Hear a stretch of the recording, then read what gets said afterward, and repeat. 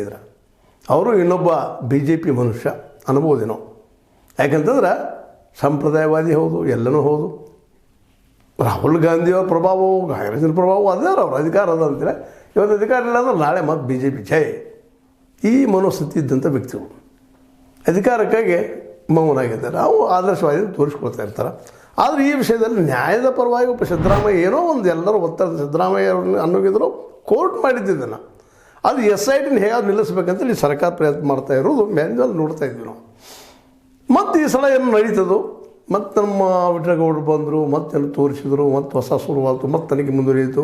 ಆದರೆ ಇಲ್ಲಿವರೆಗೆ ಸಿಕ್ಕಂಥವು ತನಿಖೆ ಆಗಿಲ್ಲ. ಇನ್ನೂ ರಿಪೋರ್ಟ್ಸ್ ಯಾವ ಬಂದೇ ಇಲ್ಲ, ಹೊರಗೆ ಹಾಕಿಲ್ಲ. SIT ತನ್ನ ಒಂದು ಸೀಕ್ರೆಸಿಯನ್ನು ಮೇಂಟೈನ್ ಮಾಡಿದೆ. ಮಾಡಲಿ, ಏನು ತಪ್ಪಿಲ್ಲ. ಜೊತೆಗೆ ಎನ್ಕ್ವೈರಿನೂ ಮಾಡಲಿಕ್ಕೆ ಎಲ್ಲರೂ ಸಮಾಧಾನ ಅದು. ಬ್ಯಾಸ್ಟ್ ವಕೀಲರು ಜಗದೀಶ್ ಅಂತವರು ಮಟ್ಟನವ್ರಂತೂ ಇಲ್ಲ ಒಳ್ಳೇದಂತ ಹೇಳಿದ್ರೆ ಕೆಲವೊಮ್ಮೆ ಅವ್ರಿಗೂ ಡೌಟ್ಸ್ ಇದಾವೆ. ಯಾವಾಗಿದು SIT ಕೈ ಕೊಡ್ತದನೋ ಗೊತ್ತಿಲ್ಲ ಅಂತೇಳಿ. ನಿಧಾನಕ್ಕೆ ಸೌಜನ್ಯ ಕೇಸ್ ಅಂತ ಮರಿ ಆಗ್ತಾ ಹೊರಟಿತ್ತು. ಮೇನ್ ಇದನ್ನ ಉದ್ದೇಶ ಏನಪ್ಪ ಅಂದ್ರೆ ತನಿಖೆ ಶುರು ಮಾಡಿಸೋದು ತಿಮ್ರೋಡಿ ಮತ್ತು ಮಟ್ಟನವ್ರದ್ದು.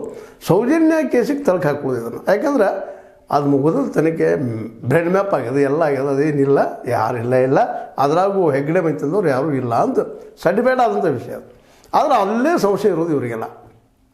ಅವರ ಮಾಡಿದ್ದು ಮುಚ್ಚಿ ಹಾಕಿದ್ದಾರೆ ಕೇಸ. ಇದು ಓಪನ್ ಆಗಲೇಬೇಕು ಅನ್ನೋದು ಇವ್ರದ್ದು ಹಠ.